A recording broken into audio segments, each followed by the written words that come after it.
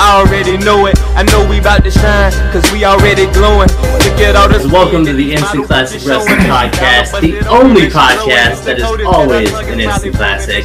And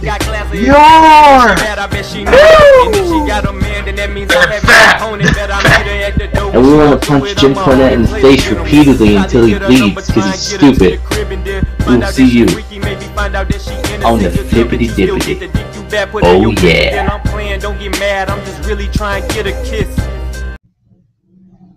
What is going on, everybody? I want to welcome you, a cordial welcome. I'll even shake your hand to the Instant Classic Wrestling Podcast, the only podcast that is always, and I mean always, an Instant Classic.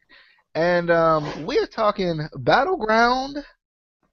Obviously not 2016 because October 6th is not when Battleground is.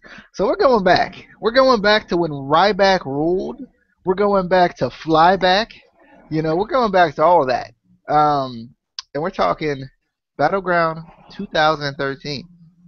But I'm gonna kick it to Justin because he wanted this show, and I was like, I'll think about it. I will. I'll give it some thought.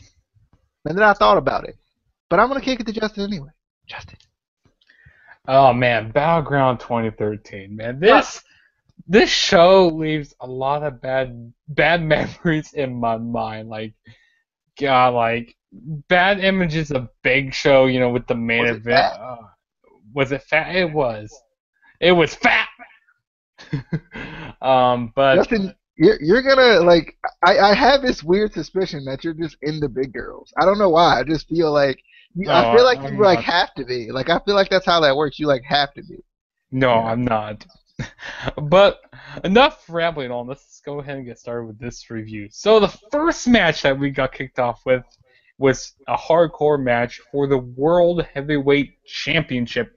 Alberto Del Rio was defending the title against Rob Van Dam, and Ricardo Rodriguez was in Rob Van Dam's corner. Now, since I'm going to kind of get off topic a little bit here. So, since the draft is coming back up, and, I'm for sure that they're pretty much going to be bringing back a second world title. I mean, why wouldn't they bring back a world title? But if they do bring back a world title, please do not defend the world title on the first match of the pay-per-view. I mean, seriously. That's what watered down the world title. I mean, it was pretty much like a glorified United States Championship. I mean, the world title was nothing at this point, and no one really cared. And, that's why they were defending the first match of pay-per-views, which I didn't really understand why. Because if you want your two titles to be you want it to be on the same level, you wouldn't be defending the world title, the World Heavyweight Championship in the first match. But onto this match. This match was actually pretty good. I enjoyed it. There are some pretty cool spots I liked during the match. I like when Rob Van Dam did the 5-star frog splash off the apron. That was pretty cool during the match. I like he went for the Van Terminator off the top rope with his steel chair, but he missed that. That was pretty cool. I like the Rolling Thunder when Del Rio was on a ladder. That was really cool. I like the step up Enziguri in the corner by out Del Rio. That was another cool spot during the match. Del Rio, these guys have really, really good chemistry in my opinion. I like their matches that they did have, because I know they had a match at Night of Champions, and that match was pretty good at Night of Champions. And they had another good match here. But the thing is, this didn't really benefit for anybody. I mean, I don't really understand why, at this time, why they had Ricardo Rodriguez with Rob Van Dam, because at this point, I really wasn't, into, I was into wrestling, but the thing is, I kind of took a break for a little bit because around the fall time for WWE, WWE gets really bad at this time, in my opinion. They just lose interest for some odd reason. I don't know why. Because I'll say from Night of Champions to Descent, to TLC, that's how bad WWE was. I mean, I didn't care at this time really, but I didn't really understand why they had Ricardo Rodriguez with Rob Van Dam, because they never really told why they put them together, and it was just weird having them come out together. And I think this was Rob Van Dam's like last pay-per-view he was on, and then he would come back like in 2014. But the winner of the match here was Alberto Del Rio. He won by the cross arm breaker when like Rob Van Dam's arm was in a ladder, so that was pretty cool. But I mean, it was a good match, but like I said, it didn't really progress. It didn't really build for anybody, help anybody out here. But DJ, so, Casey, got something to say? He's sick. That's what it is. Ain't even watched this match. It was a chair, not a ladder. I said a chair. You said a ladder. Oh, I meant chair. I meant to say chair. But it was a chair, yeah. My mistake. All right. Not all bad. Right then. I like vividly remember this feud, just because Ricardo Rodriguez was in it, I guess. I think because he was in it, like it, I don't know, for some reason it stuck out. This was one of RVD's like returns, I guess. I don't know. This match was it was okay. It wasn't a bad match. I thought their feud was actually pretty good because I like RVD and Alberto Del Rio, but I did feel like this was a good time to like make Del Rio. I guess he was he was turning heel at this point, or he had turned heel because of Ricardo and whatnot. But I still felt like Ricardo being with RVD just didn't make any sense, and for some reason, and it kind of took the importance away from Alberto a little bit. But I enjoyed the match. I thought it was cool. It was a hardcore match. Start out the show. At least there was a stipulation there. That's always a good thing. But I enjoyed the match. So I thought it was a pretty decent match. Casey. All right, WWE. When you bring back a second title, what I need you to do, and this is just for Justin. This is specifically for Justin because he'll love it. I want you to defend both titles in the same match on the first match of every pay-per-view. He just loves it. He loves it. So that would pretty much mean you combine the titles again. No, they're just both defended. That doesn't mean they're combined. It means they're just both defended. But anyway, you'll probably, give up and stop watching again because that's what you do, Justin. No, I took a break because I mean, I was still watching, but the thing is, I wasn't watching the pay-per-views because I wasn't going to pay $60 for this shitty pay-per-view. It's still something there. But technically, would you know it was gonna be a bad pay-per-view before because? And then, would you know though? Is what I'm. True. That is true. I mean, if you look at some of the matches on here, some of these matches meant points. I mean, okay. Alberto Del Rio versus RVD. It's not bad. That's not bad. That's not bad. The second match, we gonna not talk about that one. Oh god. Oh goodness. Okay, you're right. Anyway, Justin, there was explanation to this match. I mean, you kind of took a break from WWE at the time, so you didn't understand the storyline. I mean, no, I didn't take a break. I just wasn't like fully 100%. I let that one slide, but Ricardo wasn't being treated well by Del Rio, and Rob Van Dam, he a cool guy, so he's like, I got your back, boy, I got your back. But yeah, it was a little bit weird that they put them together. It just felt off. The storyline made sense, but it was still weird. But for this match, they made it work well. I wouldn't have necessarily put RVD in a match with Del Rio. That just wouldn't be a match I would think of off the top of my head. But it turned out to be a pretty good match. I like that. There was weapons involved. I like the cross arm breaker through the chair, not the ladder. But my mistake, my bad. It was definitely a good match. I think I agree.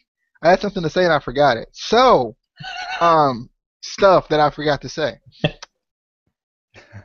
I guess we're moving on to the next match.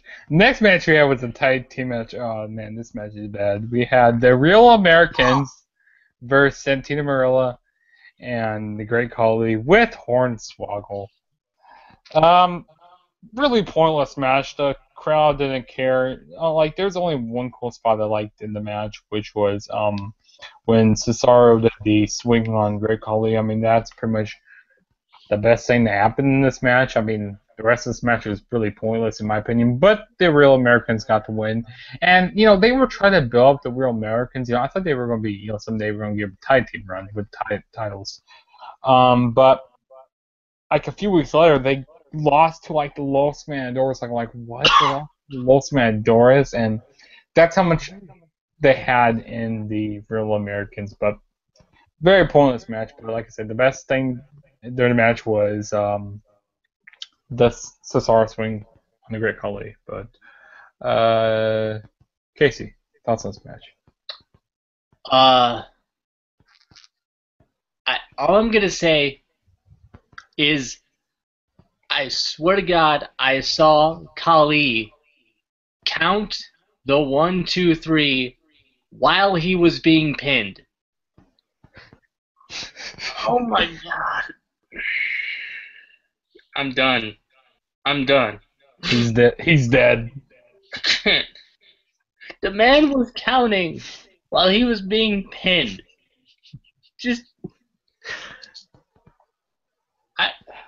I lost faith in humanity. I can't do it anymore. Casey, he was doing it because, he was the translator for the Punjab fans, for the fans in India. He had to translate it for them. That's what it was, Casey. But he was saying it in English, so how would that be translated to them, though? See, they had subtitles under. You couldn't see it. They was real small. But I mean, you can put subtitles on the network. Any wrestling fan knows that when the ref is doing the counting, that means that you don't need to say nothing. You just need Oh, this match. I forgot the Great Khali was in WWE in 2013. I did. I thought he was gone like at 2009 or something. I don't know what it was. I don't know. The Real Americans, I was excited to see them. But I feel bad for Zeb Coulter at this point because they're basically comparing Zeb Coulter's managerial skills to that of Hornswoggle. Bruh. Like, for real, though. Like, Zeb, I'm sorry, man. That's what happened to managers, guys. That's what happened. It's all Hornswoggle's fault. I blame Hornswoggle. Hornswoggle was a really good manager, though, bruh. He's better than Paul Heyman. I mean, he did hold the record for the shortest manager of all time. But... Oh! You're shortest. You're shortest. I don't know what I'm trying to say there. What's the word for, like, not sexist, but, yeah, he's shortest. I don't know what I'm trying to say there. Anybody gonna talk? Awkward silence. No? Can you guys hear me? Bruh. Okay, talk about this match. Wait, what match? Wait, did you already talk about it? What Yeah. happened? DJ's gone? Okay, I guess we'll come back to DJ when he gets back, because I don't know what's wrong with DJ. Yeah. Oh, DJ! no, back. He's back. You alright, DJ? See what had happened was Your computer shut. my computer restarted and whatnot, and but we still live though. You still not though. So, is that all you need to say, DJ? Yeah, that was it. Okay, that was it. Okay, so the next match, sorry for the technical difficulties, but the next match we had was the WWE Intercontinental Championship match. We had Curtis Axel defend the Intercontinental Championship against R-Truth. Let me restate that. He was facing R-Truth. R-Trizzle. R-Trizzle, whatever you want to call him. But now, I didn't. God, those dogs outside are fucking annoying. I'm gonna. Goodness. But back onto this, I can hardly focus right now with those dogs barking. Okay, I think they shut up now. Okay. I've never heard a dog bark before.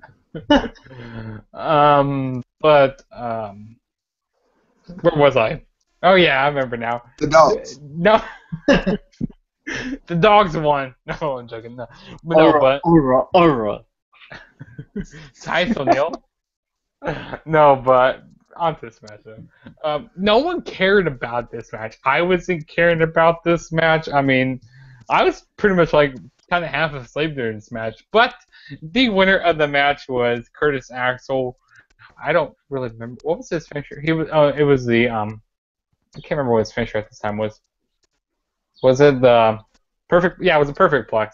Was he still using perfect plex? I'm pretty sure. I thought it was that weird jumping, running neckbreaker thing. Was it neckbreaker? Well, towards the beginning of his run, it was the perfect flex, but maybe it was a neckbreaker. But anyways, Curtis Axel got the win, and that's all we need to say there. I mean, I don't really need to say much more about this match. I mean, there's not really much to say. I mean, R-Truth tried. That's all I'm going to give him. But DJ, thoughts on this match? See, the issue is we didn't have Ron the Truth killings in this match. You know, this would have been a good match in TNA. I don't know. R-Truth has just been so hard to take seriously for like his entire WWE career. You know, I guess that's kind of that's the issue with this. Even his heel character, which I liked a lot with the whole little Jimmy stuff. Even his heel character was hard to take seriously. It was just, I don't know. But I mean, technically he was credible though. He had challenged for the world title like 2 years ago. By this point, so technically he was credible. But I don't know. I'm just kind of wondering what were they thinking? They what was the thinking here? I know they were trying to get Curtis Axel as like a young guy over as the Intercontinental Champion, but this has predictable written all over it. So that's kind of the issue, and that's kind of why the title started to not mean as much, because when it's so predictable, you really can't really wrap your head around it. But hold on, I need to say one thing about this. What you said about predictability. See, I don't really what you were saying about predictability. See, I don't really care about predictability because I think it'd be really predictable, but it could still be good at the same time. You know what I mean, DJ? I see what you're saying, but when we look at some of the best matches that we've seen, what's really gotten our disbelief. What am I trying to say? What's really gotten us into it has been the unpredictability. But here's what I care about matches. Predictability is kind of low on what I expect out of matches, because here's what I do expect out of them about matches. I expect to see character development. I expect to see more of like the storyline development and like how good they are working in the ring and how the crowd's into it, because like what's the shock value? That's the word I'm trying to say. Shock value is kind of last on my list because if the only thing that's really good is the shock value. I mean, that's not going to be the best. But too, when you think about it, my thing is, I agree on that. But like when you watch, let's just throw Ring of Honor in here for example. When you watch Jay Briscoe versus Jay Lethal, you can it's truly believable that that Jay Briscoe could win the title or Jay Lethal could win the title. Mm-hmm. Right? So that's what I'm saying. Maybe